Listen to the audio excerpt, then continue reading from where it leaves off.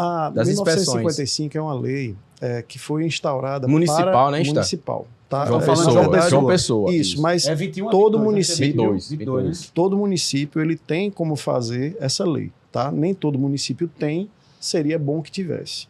Mas a 1955 ela é uma lei criada para as inspeções prediais, que é um outro tipo de laudo. Não é o mesmo do cautelar de vizinhança, não é o de vistoria, nem é de avaliação. Então ela é específica para... Exatamente. Tanto é que no preâmbulo da norma 16767, que é a norma que rege, saiu em 2020. É a federal antes dessa, essa é, Aí já é a uma norma brasileira, da né? A BNT, nacional, né? Associação Brasileira de Normas Técnicas. Você é advogado, né? Então você sabe da história da hierarquia das normas. Então uma Perfeito. coisa é você ter uma lei municipal, ela tem um poder detalhando alguma outra lei uma anterior que abrangência não ali, né? tinha um detalhamento tão grande. Mas a NBR 16767, ela já vai para aquilo que deve constar no laudo. Tá? No caso, a legislação aqui, ela coloca certas regras, tá? Para que sejam cumpridas. Existia vamos dizer assim, é como se a gente tivesse passado por um tempo ali meio... Sem que a inspeção predial tivesse realmente em foco. Existia uma lei, mas que ela não era muito seguida. Só que hoje a gente vê que depois, principalmente da vinda das normas de garantias, né, em 2013 e tudo mais, ficou muito em foco para as pessoas a questão da durabilidade dos prédios, né, das garantias. E aí o que aconteceu? Começou a se haver um questionamento.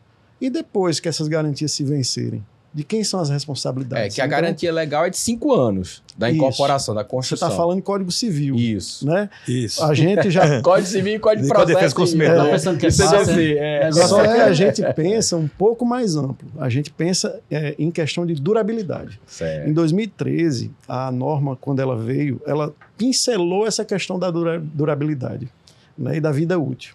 O problema... ainda ficou muitas lacunas. Certo. Tá? Então, hoje, a norma brasileira ou a municipal? A norma brasileira ainda a da tem BNT. essas lacunas. Calma. Ontem eu até fiz uma live sobre isso, porque saiu uma versão nova, que é a 17170, que ela detalha essa parte de prazos de garantia que estava meio que... nebuloso, da norma de 2013. Isso. Tá? Mas até entendo. o próprio Código de Defesa do Consumidor e o Código é um pouco confuso nessa questão das garantias, né? Ele é bem... É porque você não tem como a torto que é direito dizer assim, não, é 5 anos. Não, pô, mas peraí, foi um dano gerado, foi um mau uso, porque mau uso interfere por completo na garantia. O sistema que você está falando, se referindo à garantia, ele tinha durabilidade suficiente para chegar a 5 anos? Exato. Né? Nem sempre tem. E é muito subjetivo e é muito novo ainda tudo novo. isso. Eu tô achando sentido muito isso, novo. que é novo e estamos ainda... Isso que você está falando dos 5 anos é pelo Código de Defesa do Consumidor e pelo Código Civil, né? Isso. Mas a norma, que é aqui em 575, ela fala o seguinte, cada sistema ele tem uma garantia específica, porque você não pode generalizar 5 anos. Exemplo simples, uma bomba hidráulica. O fabricante, o cara que fabricou a bomba, ele diz lá, a minha garantia é 1 ano. Como é que a construtora vai dar 5? Exato. Entendeu? É por isso que tem a figura então, por isso que hoje tem 3 anos, tem 1 ano, tem 2 anos, tem 5 anos. Impermeabilização, 5 anos. Mas não pode também ser confundido com vida útil. Garantia é uma coisa. Vida útil é outra. Exemplo fácil, um carro. Vou na concessionária, compro um carro 0 km. Qual é a garantia? 1 ano. Mas significa que a vida do carro é 1 ano? Muito não, mais, são 15, 20 anos. Verdade. Mediante certas manutenções que você tem que dar. Isso, que é isso E que eu ia também falar só dá agora. garantia de 1 ano se der as manutenções que ela recomenda. Pronto. Entendeu agora como é que a inspeção Por isso que a figura funciona? da convenção, Fabiano, tem lá a obrigação das manutenções. Porque se você deixar um bem, né? Aí outra coisa. Stefan já riu pra mim aqui. Aí já tem uma coisa chamada Manual do Proprietário. Manual de uso e operação. MBR 14037. Não, do proprietário e do condomínio. Sim, de quem o manual usa, do usuário. A construtora entrega você o manual. Sim, não precisa estar na convenção. Você vai para o manual. Isso. Na convenção pode constar, verificar manual. Mas o manual é específico. Pensa na engenharia mecânica, tem anos-luz na frente da gente. Olha aí. Tá sim. Entendeu? Pronto. A engenharia civil está tendendo a a engenharia civil, mecânica. apesar dela ser muito mais popular do que as outras engenharias, ela realmente, infelizmente, ela trabalha em cima de uma indústria que é praticamente artesanal, né? Então muito ligada ao ser humano. Está mudando, mas então, ainda está muito lento, né? Está muito lento. Então, assim, a norma de manual é interessante, por quê? Porque ela já existe desde 98. Aí teve uma atualização em 2011 e em 2014 ela foi ajustada para essa norma de desempenho em 2013. Né? Até meio que hoje em dia eu uso muito a alegoria de assim, a norma mãe, né, a de desempenho de 2013, aí todas as outras que precisaram ser mudadas foram mudadas depois dela, 2013.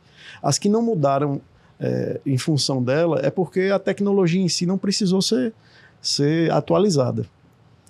É o caso da norma de impermeabilizações. Né? Então, assim... Dá muito problema, né, Steve? Sim, aí essa que é a questão. Hoje em dia, eu acho que pelo menos uma boa parte, uns 40% a 50% das patologias que a gente encontra, todas elas começam com problema de impermeabilização. É volta da água. Um amigo meu vai faliu. cascata dando todo tipo de problema. Viu, Fabiano? Isso. Um amigo meu faliu, ele começou a construir, né, nesses programas de governo, começou a se dar bem, aí vou fazer prédio agora. Aí fez um prédio pequeno, se deu bem, aí fez um melhorzinho, se deu bem, aí foi fazer um prédio de 9 andares. E ele teve um problema fez mal feito, né, a impermeabilização da cobertura. Resumo da ópera, ele faliu porque ele teve que indenizar por uma manta que foi mal feita na cobertura, ele teve que indenizar todos os moradores do prédio, ele ficou sem recurso para poder iniciar Mas construção civil e engenharia não é para responsabilidade. Não é para amador. Agora, Delmiro falou um negócio aqui sobre carro e na hora que o Stefano estava comentando, explicando aqui, me deu assim um raciocínio que é o seguinte. Quando tem um problema no carro, a fábrica diz, rapaz, vamos fazer um recall, porque tem que trocar, substituir determinada peça, regular não sei o que de forma diferente, aí chama os proprietários do imóvel. Eu nunca vi, eu não me lembro, alguma construção diz assim, vamos fazer um chamado, recall, porque essa varanda aqui não foi bem feita. Quem faz o recall, quem são? Nós. Você, né? A gente é que diz para os então, você falou que condôminos, olha, vocês aqui tem umas coisas aqui que o mercado ainda é artesanal. Mas pronto, exatamente, como a gente estava falando, né? Infelizmente o mercado da engenharia civil, da construção, a gente tem que aprender muito com a engenharia mecânica. Entendeu? Essa que é a verdade, é muito artesanal, como o Stefano falou. É um bom comparativo. Então a gente tem que seguir isso aí. Minha amiga, agora eu quero saber polêmica.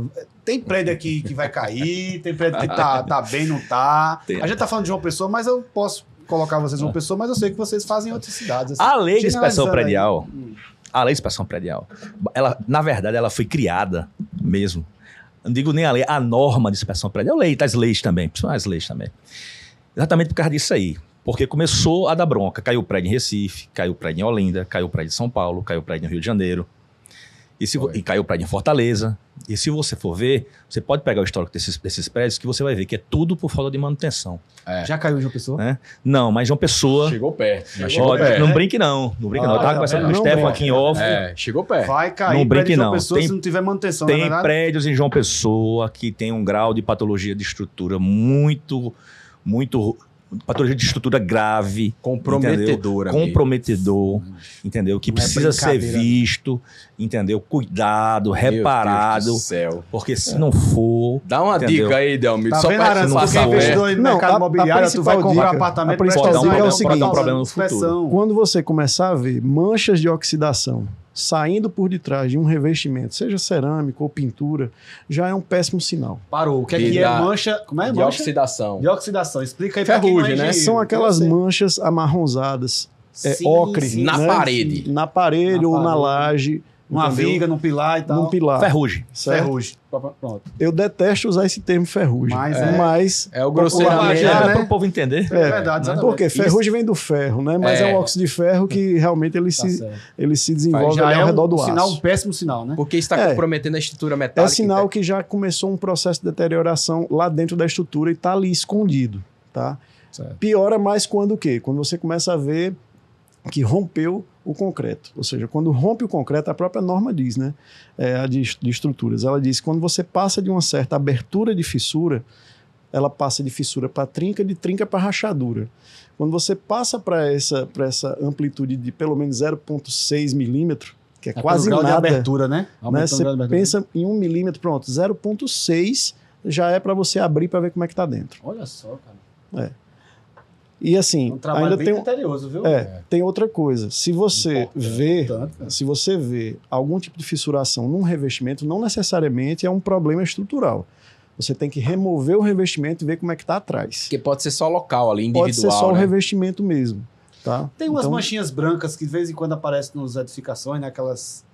chama até salite. É fluorescência. É fluorescência, né? É o cal, diz que é o cal que aparece. Hidróxido de cálcio. Olha lá. Exatamente. E é Hidróxido de direto, cálcio. acontece isso. Você vê muito prédio com isso. Isso é o, Infiltração. Infiltração. Isso é o primeiro sinal que a água passou em um meio cimentício. Entendeu? Então, assim, é sinal que a impermeabilização já não está funcionando, principalmente se for numa área que em cima era para estar protegida por impermeabilização. Caixa d'água tem muito. Caixa né? d'água, né? Caixa d'água.